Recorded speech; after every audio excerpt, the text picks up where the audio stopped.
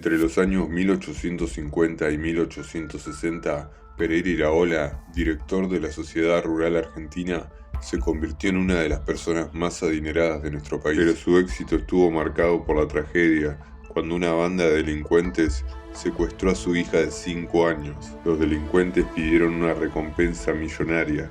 La negociación fue llevada a cabo en el mismo predio de la Estancia San Juan, actualmente Escuela Juan Bucetich, aproximadamente a 500 metros del casco principal en el medio del bosque. Los secuestradores a caballo reciben el dinero y uno de los delincuentes, utilizando un cuchillo, le corta el cuello a la niña, cayendo muerta en el lugar y dándose a la fuga con el dinero. En ese preciso lugar donde ocurrió aquella tragedia, Pereira Iraola decide levantar un altar y en su interior coloca la imagen de la Virgen María en oro, en conmemoración de su pequeña hija. Meses después, la Virgen fue robada y jamás recuperada, quedando hoy en día solamente el altar. Más de 100 años después, entre 1980 y 1990, los instructores de la Escuela de Policía Juan Bucetich estilaban que todo aquel cadete que su comportamiento era merecedor de un castigo ejemplar era enviado a cumplir guardia desde las 12 de la noche hasta las 8 de la mañana al lado del altar de la Virgen robada, hasta que un día un cadete fue internado en el hospital de Berazategui por un ataque de nervios y signos de haber sufrido ataques de epilepsia, quedando internado durante 72 horas. Cuando fue dado de alta e incorporado nuevamente a las actividades, el cadete manifestó haber visto una figura fantasmal de una niña que caminaba entre los árboles alrededor del altar y llorando. Desde aquel día, el puesto de la Virgen robada se levantó y se prohibió su visita en horarios nocturnos. La mayoría de los instructores de aquella época niega lo sucedido y algunos pocos lo afirman, formando parte de una de las leyendas de la escuela Juan Bucetich y el Parque Pereira Iraola. Hace poco di con el siguiente video que fue captado dentro del Parque Pereira Iraola en uno de los senderos que conduce a la Virgen robada. En el video se ve un grupo de personas corriendo, haciendo ejercicio y sin darse cuenta filmaron una figura fantasmal de lo que parece ser una niña. Allá vienen los chicos.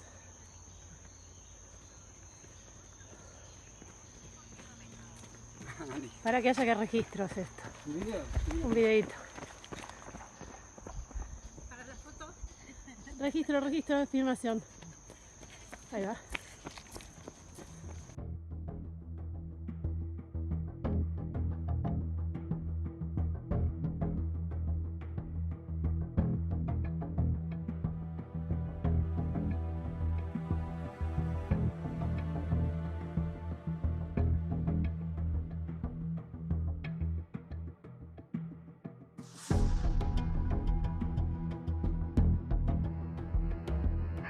En un momento pensé que podría llegar a ser un mono, pero realmente, por su forma de caminar, más bien parece una persona, un niño o una niña. Quizás sea el espíritu de la pequeña hija de Pereira Iraola.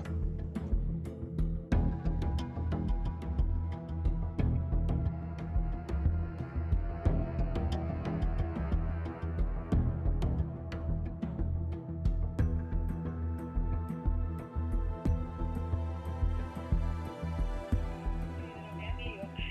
Y en esa época éramos novios y nos habíamos venido a acampar monte adentro.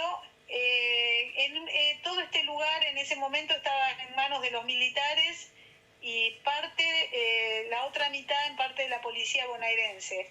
Era un territorio donde el público visitante no tenía acceso. Nosotros veníamos porque toda la vida habíamos sido scout y veníamos a acampar y teníamos permisos. Entonces por eso teníamos acceso a un lugar donde no había gente. Y bueno, un 24 de diciembre decidimos venir a pasar la Navidad los dos juntos en carpa al monte. Y nos escondimos, monte bien adentro, cuestión de que estar tranquilos, que nadie nos moleste, pero en realidad no había mucha actividad de personas, quizá algún pescador por ahí a las perdidas. Y ese 24 de diciembre a la noche recuerdo que nos pusimos en el fogón a escuchar un programa de radio de música, heavy metal, que escuchábamos siempre. En ese momento no existía ni teléfono, ni nada, ni celulares, ni nada, era eso lo que había.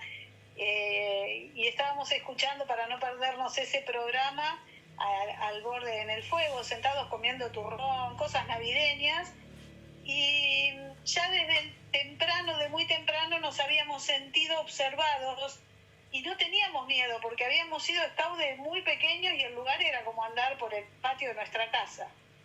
Y yo le decía a Pedro, yo me sentí observada todo el día. Me dice, sí, yo también. Dice, qué raro, qué sensación rara. Y bueno, entramos a la carpa con esa inseguridad y con ese sentimiento de estar siendo observados. Increíblemente, como nunca, yo tenía un hacha en la mano y le digo, yo no la voy a soltar, por las dudas. Y Pedro tenía un machete y por las dudas tampoco lo iba a soltar. Nos metimos en la carpa, acostados así mirando para el techo de la carpa los dos, empezamos a escuchar una cosa horrorosa, porque eran como pisadas pesadas que se acercaban a la carpa, y un jadeo profundo, y yo le digo, ¿qué es eso? Es un lugar donde acá hay caballos, hay vacas, pero no en estos lugares. Esto es monte cerrado. Digo, no, escucha eso, le digo, Pedro, alguien sabe que estamos acá y nos están haciendo una broma. Me dice, no, pero escuchá las pisadas. Bueno, 3 veces salimos advirtiendo, ándate de acá porque estamos armados, te vamos a cagar a tiros, dijimos, salimos 3 veces, alimentábamos el fuego para ver si podíamos ver algo y con la linterna y no veíamos nada. A la 3.ª vez le digo a Pedro, salimos corriendo. Le digo, salimos corriendo, nos vamos para el regimiento, que está como a 2 kilómetros, que es hoy este lugar donde estoy yo, que era un antiguo regimiento de infantería de marina, hoy es nuestra base de guardaparques. Y a la 3.ª vez que nos pasa exactamente lo mismo, dejamos el campamento. Sabíamos que si salíamos corriendo en un sentido, salíamos o al arroyo, a un arroyo, o a las vías férreas. Vamos a correr por encima de las vías, estas vías pasan frente al regimiento, llegamos al regimiento y cuando llegamos al regimiento, la guardia que estaban con unas mesas brindando porque eran las 12 en punto de la noche. Era justo la medianoche de la Navidad. Así que llegamos corriendo y el sargento nos recibe y dice, ay, ustedes fueron los que pasaron hoy a la mañana para acampar. Sí, dice, y ya se cruzaron con el lobizón, dice el sargento.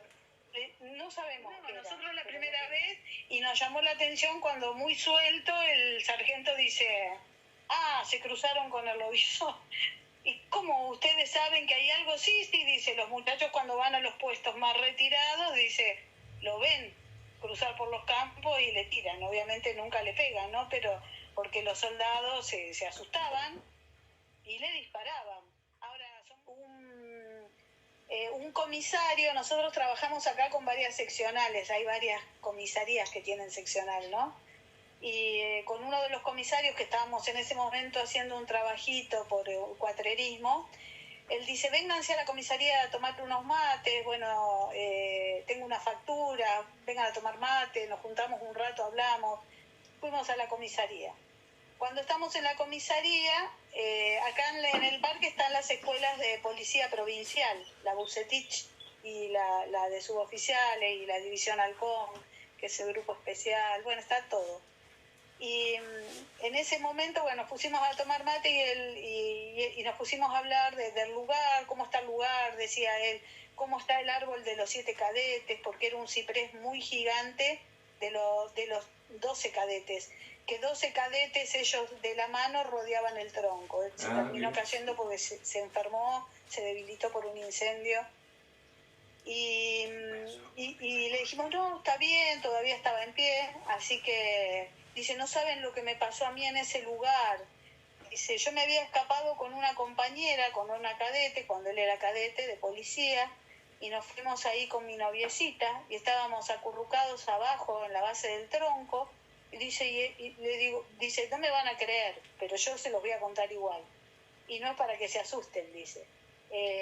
Y escuchamos como ruidos que venían del monte, dice, y de repente cuando me di vuelta, porque parecía como que ya lo teníamos encima, vimos una silueta negra gigante, impresionante, que extendió los brazos como para abrazarnos, dice.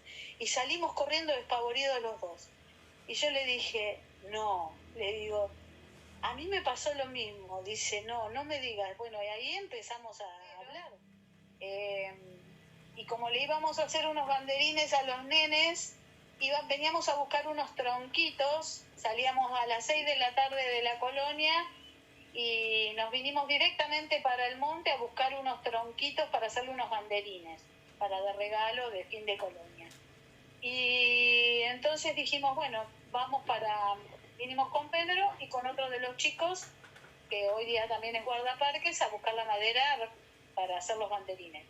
Entramos al monte a esa hora, tipo 7 de la noche, que todavía es de día en verano, y yo no sé por qué discutimos, que yo le digo, bueno, yo no me vuelvo con ustedes en el auto, vuélvanse ustedes, yo me vuelvo en tren. No, pero pará, entonces me metí corriendo al monte y me tiré boca abajo en el monte, en el suelo, y ellos siguieron caminando, habrán dicho, esta loca, que se quede ahí, ya se va a hacer de noche y va a salir. Yo estaba convencida que me iba a quedar hasta que ellos se fueran y me iba a tomar el tren. Y en una de esas, ahí escondida, boca abajo en el monte, escucho como que viene rompiendo rama algo, pero un sonido inusual.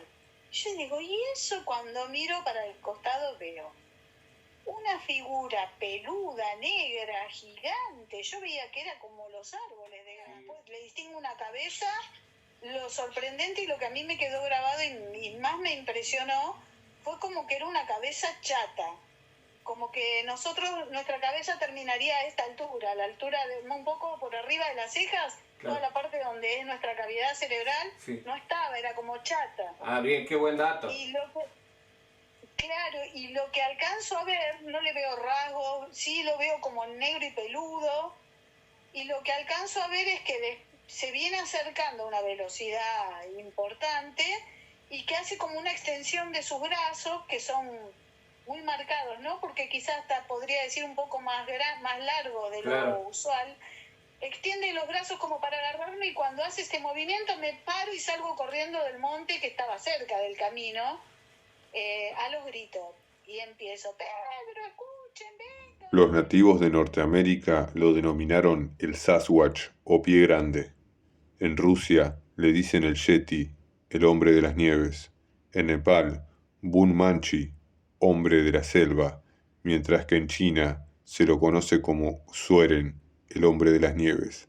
Es una criatura gigante, parecida a un simio, que algunos creen que vaga por las selvas y bosques del mundo. En los últimos 50 años hubo más de 10.000 relatos de testigos oculares de pie grande. En estos relatos se suele describir a la criatura con una altura de 2 a 3 metros y cubierta de pelo.